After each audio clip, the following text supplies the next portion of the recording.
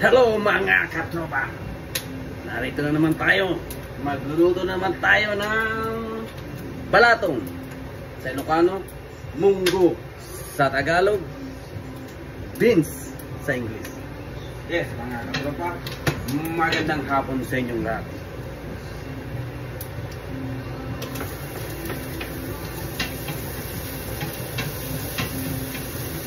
Inigisa ko yung mga ricado niya.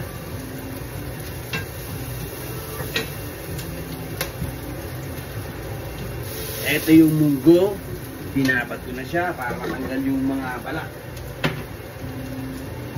Haluan ko siya ng karne.